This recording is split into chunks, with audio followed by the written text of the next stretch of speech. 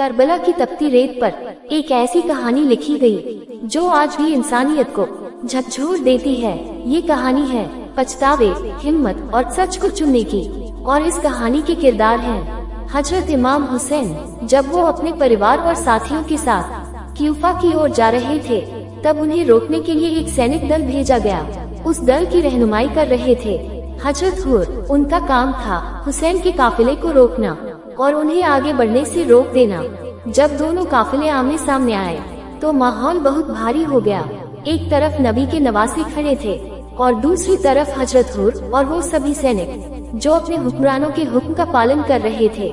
लेकिन उसी दिन एक ऐसा मंजर सामने आया जिसने सबके दिलों को छू लिया। हजरत हुर ने देखा कि सामने खड़े सैनिक और उनके घोड़े प्यास से बेहाल हैं। तब हजरत इमाम हुसैन ने अपने साथियों से कहा कि उन्हें पानी पिलाया जाए। दुश्मन होने के बावजूद उन्होंने इंसानियत और रहमदिली का फर्ज निभाया। यह मंजर देखकर हजरत हुर का दिल कांप उठा। वह सोचने लगे, क्या मैं सही रास्ते पर हूँ? क्या मैं उस इंसान के सामने खड़ा हूँ जो दुश्मनों को भी पानी पिला रहा है? दिन बीतते गए और आखिरकार आशुरा की सुबह आ गई। मैदान में तलवारें चमक रही थी, लेकिन हुर के दिल में एक और जंग चल रही थी।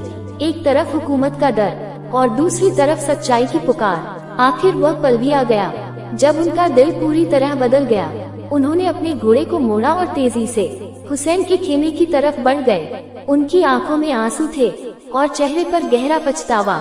उन्होंने झुककर कहा, ऐ हुसैन, क्या मेरी तौबा कबूल होगी? मैं वही हूँ जिसने आपका रास्ता रोका था।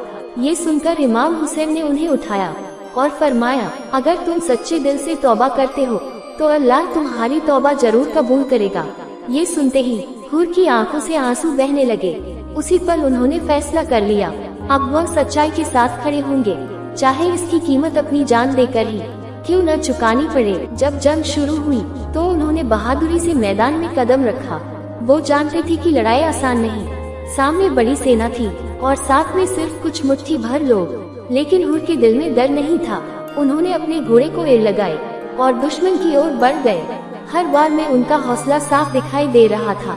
वो पूरी ताकत से लड़ रहे थे, मानो अपने पिछले फैसलों का पछतावा कर रहे हों। जंग के दौरान कई दुश्मन उनके सामने आए, लेकिन उन्होंने हर बार बहादुरी से मुकाबला किया।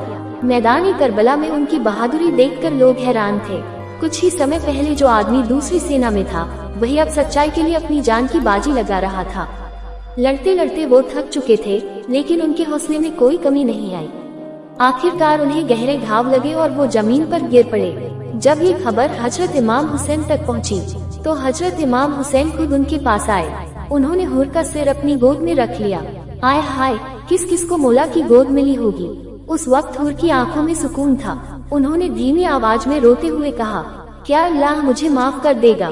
हजरत इमाम हुसैन ने जवाब दिया, तुम आज भी आजाद हो, जैसे तुम्हारी माँ ने तुम्हारा नाम हुर यानी आजाद रखा था। अल्लाह तुम्हारी कुर्बानी को जरूर कबूल करेगा।